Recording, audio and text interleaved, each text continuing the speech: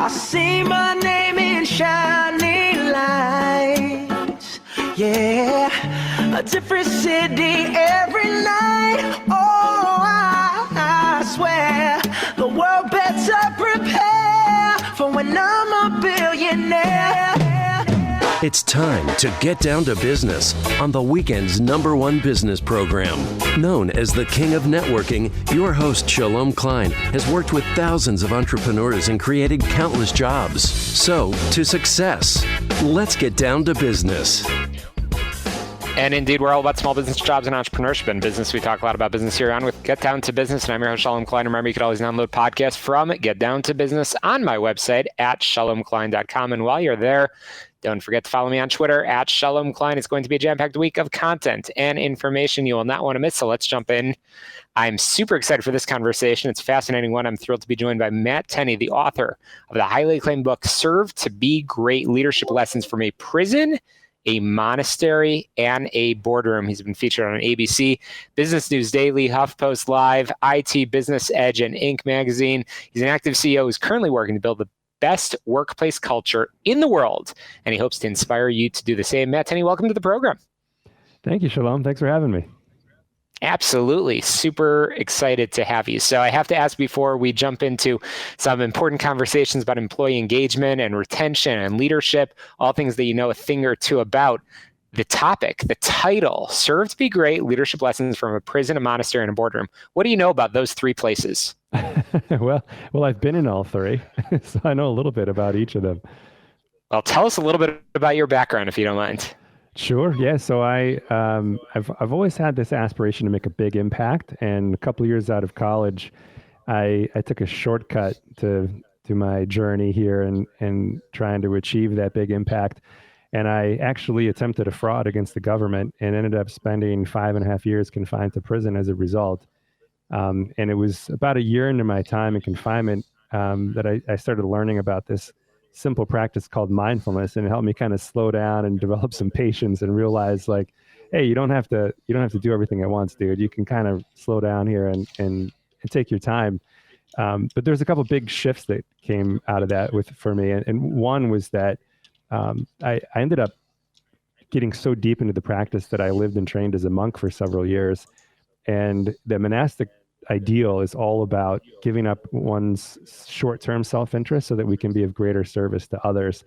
And that has been my focus ever since. And so that's really the big shift that came out of it, was just this realization that a life most worth living, and ironically, as it turns out, one that's most conducive to long-term success, is a life that's devoted to really adding tremendous value to others and serving others. That's powerful stuff, my friend. Wow, that's incredible. So, Prison, a Monastery, and a Boardroom. Again, I'm chatting with the author of highly acclaimed book, Serve to Be Great: Leadership Lessons from a Prison, a Monastery, and a Boardroom. That's Matt Tenney. So, Matt, turning to the topics at hand, I know you've dedicated your life to improving workplace culture. Why hasn't employee engagement improved at all in the last 20 years? Yeah, it's amazing. Gallup has been measuring employee engagement since around 2000, when employee engagement was around 30%. And the last numbers I saw, on average in the US, employee engagement was around 30%. Yeah, so statistically, it's like 2%, but statistically speaking, we've seen no improvement in 20 years. And I think there are three big reasons for this. One is that engagement and just culture in general tends to be perceived as a quote unquote HR thing. It's like some of us have this idea, almost like, if we're small businesses, we think, oh, once I get big enough where I can hire an HR director, then we can work on culture and engagement. Or if we're already a big business, it's almost this perception like, oh, you can just go to HR and they'll sprinkle some magic HR fairy dust on your culture and it's going to be great. You'll have high levels of engagement and retention. And the problem with that is that the research is really clear. 70%, at least 70% of employee engagement is driven by direct supervisors. So if we're not helping supervisors help employees to thrive, we're not going to have high levels of engagement, and we're going to have high turnover or poor retention. The second reason is that even when we do invest in leadership development, depending on which research you read, somewhere between 85 and 90% of leadership development initiatives fail to produce any lasting impact. And the third reason is that the very act of measuring engagement almost always has a negative impact on it. And those last two are highly interrelated. So we tend to do leadership development in big chunks, like a full day of training or 2 days of training. And likewise, we tend to do surveys in big chunks. We ask a very long survey, 80 questions on it. The problem with both of those is it's very hard to take meaningful action. So if you're doing a survey that's really big, it's hard to respond quickly. And that reduces trust when you ask employees a bunch of questions and you don't do anything about it. And likewise with leadership development, if we consume a ton of information, but we don't have time to implement little things that we learned and develop new behaviors, then it's very hard to create new habits that actually stick and make a lasting impact. Yeah, no question about it. Again, I'm chatting with Matt Tenney, the author of a fantastic read, Serve to Be Great: Leadership Lessons from Prison to Monastery in a Boardroom. We're chatting about, some really important topics: employee engagement, employee retention, and leadership development.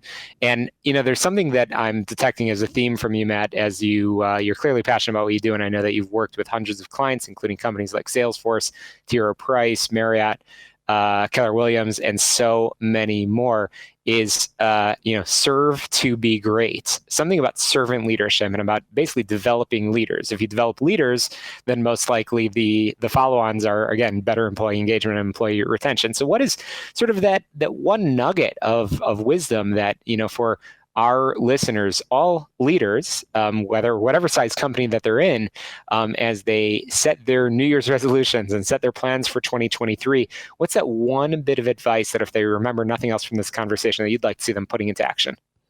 I think it's extremely important that we remind ourselves as often as possible that our primary job, our number one job, if we have a leadership role, is to inspire greatness in our teams. It's so easy to get caught up on what's easy. Okay, I have this to-do list in front of me and I'm just going to execute on tasks, or I'm putting out fires. It's so easy to get wrapped up in that stuff, and we forever delay what's really important, which is identifying what do people need to be great. Like, what do people need to be great in the workplace and to be good human beings? Those two things are both interconnected. So I think that's most important. If we remind ourselves continuously that our job is to inspire greatness in our teams, that's our primary role as leaders, then the next logical step is we identify what do people need? What do they need to thrive? We get feedback on how well we're doing at helping those people to thrive, and we meet those needs regularly. But it all comes down to just remembering that the primary job of a leader is to inspire greatness in our teams. We're no longer judged on our individual contribution. We're judged on how we can inspire individuals to be great and how we can inspire them to work together as a team to do great things and serve our customers well. Definitely. And your book is not just a great read, it's a guide, Serve to Be Great, and how leaders can develop some of those skills. So in our final couple of minutes over here, Matt, I'm curious if there's some really good examples that you can share. I know you've worked with hundreds of companies and you have quite your own journey and experience in developing yourself as a leader, from taking some shortcuts, as you said, to learning the hard way of how to do it, and perhaps you've discovered that there are no real shortcuts other than dedicating yourself to leadership development. But any really good examples or maybe really bad examples that you want to highlight for our listeners? Well, I can tell you one really good example. He recently retired and is now the CEO kind of emeritus of WD-40.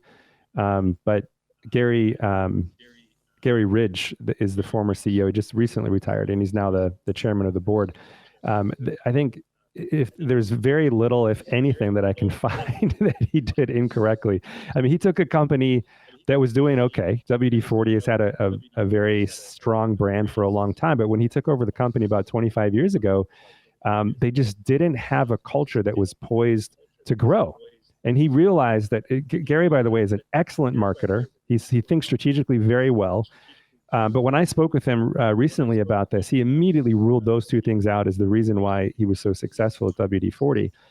He said it was all about building a culture that was able to execute on the strategy. The strategy was always there, but he was able to build a culture, and it was all around this idea of empowering managers to inspire greatness in their teams. So he took WD-40.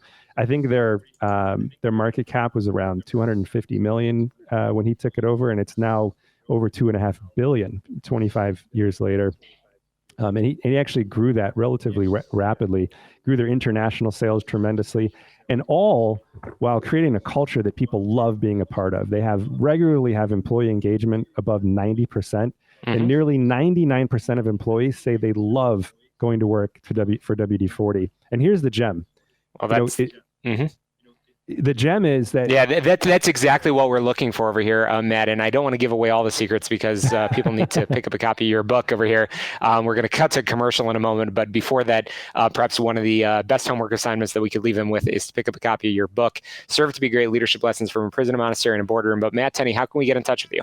Very easy. I'm very Googleable. Matt Tenney, TENNEY.com, and the website is matttenney.com. MattTenney.com, and I know the book can be found on Amazon and wherever books are sold. Matt, you've shared a lot of inspiration. Thanks for sharing your story and your guide, Serve to be Great. Matt Tenney, appreciate you joining us. Coming up after the break, we've got more small business, jobs, and entrepreneurship. Don't touch that dial. Chicago, you're listening to Get Down to Business, and we'll be right back.